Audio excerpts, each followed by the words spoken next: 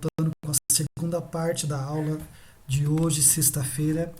É o seguinte, ó, nós falamos na outra aula, que na Europa, aí por volta do século X, mais ou menos, houve um grande aumento de população.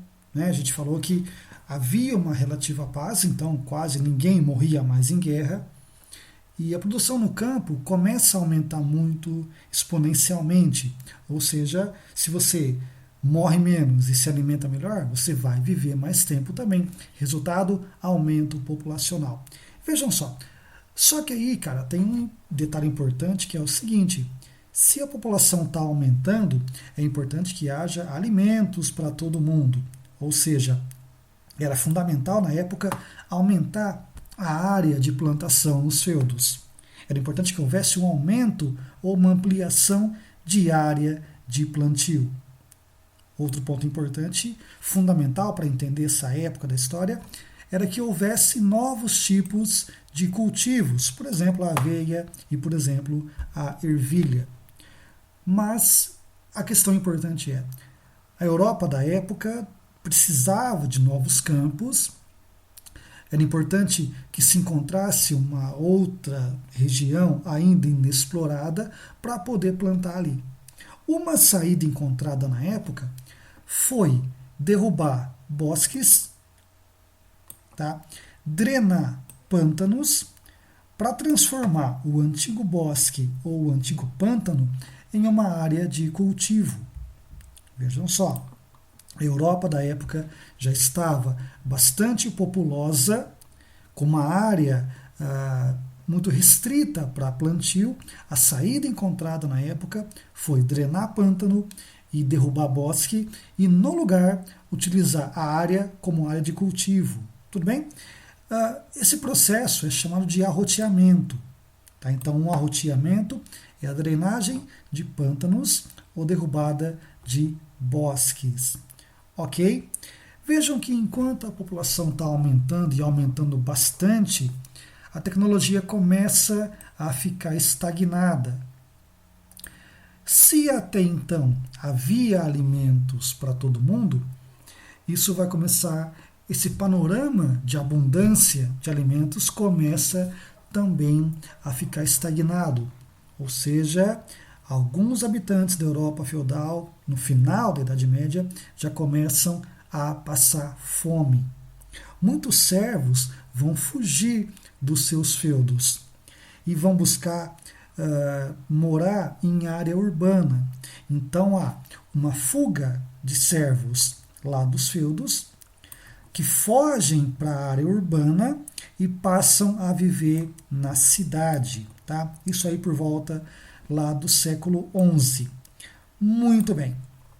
Vejam que, enquanto o campo começa a perder habitantes, a cidade começa a ganhar habitantes, ou seja, tem início um importante processo de urbanização na Europa no final da Idade Média, certo? Porém, cara, os servos que estão fugindo dos feudos e indo para as cidades, a maior parte deles não vai encontrar a ocupação, empregos, não vão encontrar empregos, e aí o resultado é que muitos ficam marginalizados, certo? Vão se tornar saqueadores, vão se tornar ladrões, vão virar mendigos e vão viver ali na esfera dos castelos medievais. Tudo bem? Legal, então. Essa crise é tão importante que acaba, inclusive, atingindo também a nobreza feudal, que já percebe que se não houver um certo cuidado com a sua riqueza ou com a sua herança, ela aos poucos vai se diluir. E aí surge uma lei que fala que somente o filho mais velho de um senhor feudal, somente o seu primogênito, vai ter a garantia de posse após a morte do senhor feudal. Então, só o filho mais velho, só o primogênito vai herdar as terras do seu pai. Tudo bem? E o filho mais novo, a saída encontrada para ele, olha só isso, hein? Era se tornar um membro da igreja, era fazer parte do clero, ou então prestar juramento de vassalagem a um outro senhor feudal. Tudo bem, vejam que aquela relativa paz começa a sumir e guerras voltam a acontecer, assaltos voltam a acontecer e pessoas voltam de novo a morrer, certo? A igreja vai interferir nesse aspecto e vai criar a chamada trégua de Deus, que era um limite aos dias que você poderia ou não guerrear.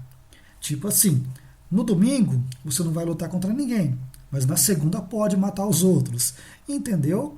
Tá? Vejam só que aquela paz que predominava na Europa até então começa a desaparecer. E aí a coisa vai ficar feia, tá? Muito bem.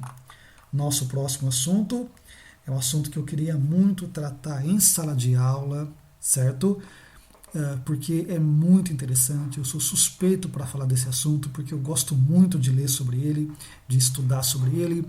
O nosso assunto agora é cruzadas. Legal?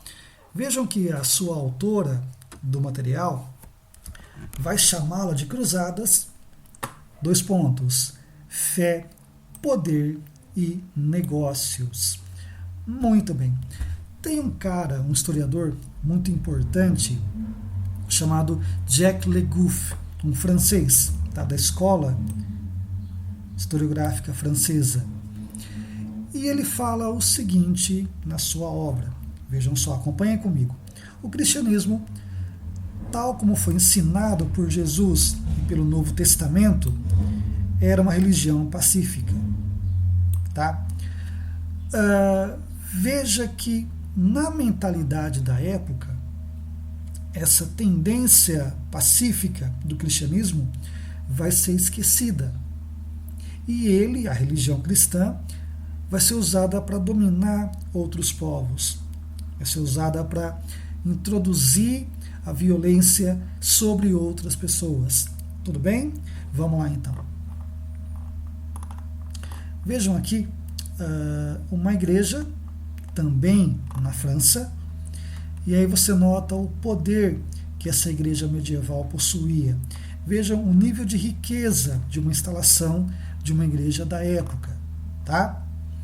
E um detalhe dessa igreja é essa imagem de um monge cavaleiro, porque para o cristianismo da época era importante impor a religião sobre outros povos. Tá? Então, a igreja, que era bastante radical na época, vai usar o poder religioso como instrumento para domínio sobre outros povos.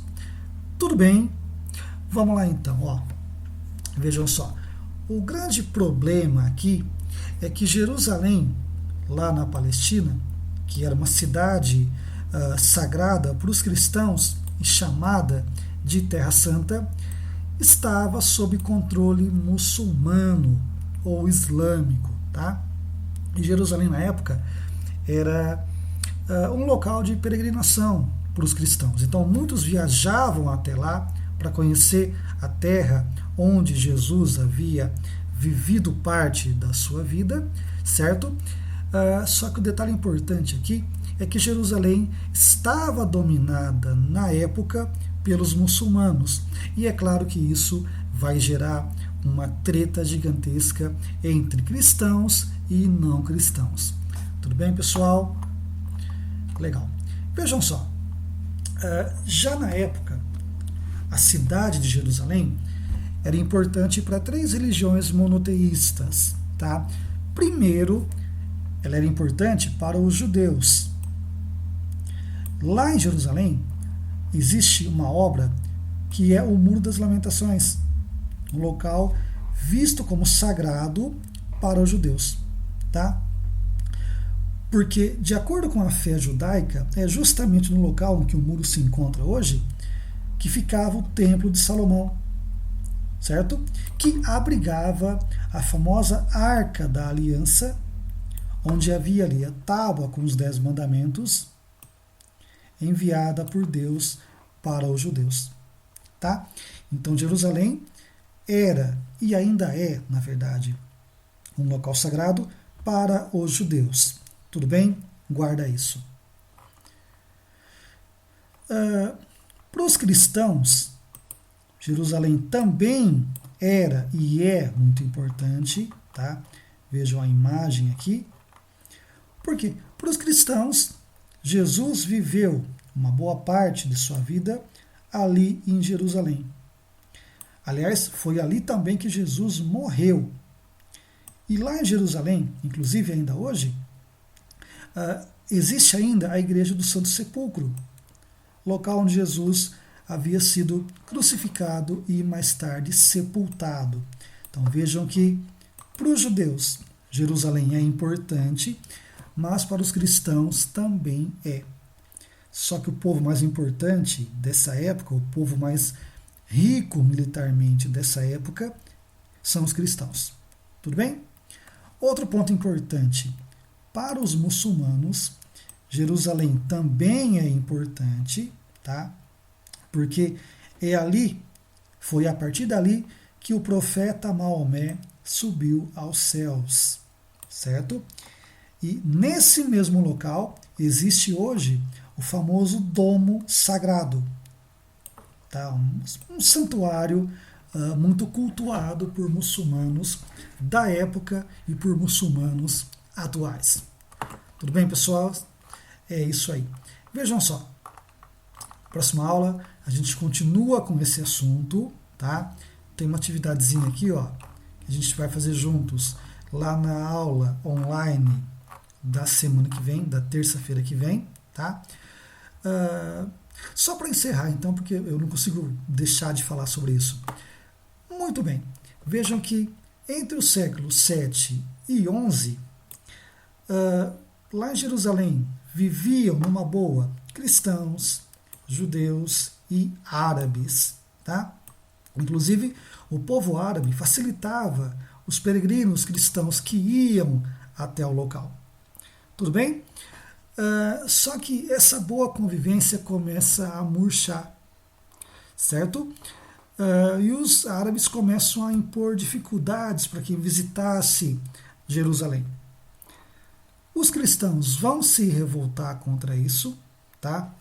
A partir do final do século XI, os cristãos já estão se tornando uma religião, na época, bastante radical, tá? E vão se incomodar com a atitude muçulmana de tentar impedir os peregrinos de chegarem até a Terra Santa. O Papa da época, chamado Urbano II, estamos falando aqui do ano de 1095.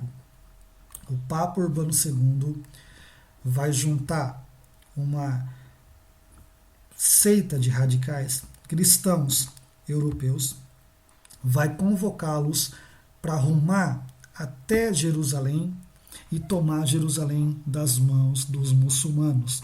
Esse é o assunto da nossa próxima aula. Pessoal, por enquanto é isso aí. Valeu e até a próxima.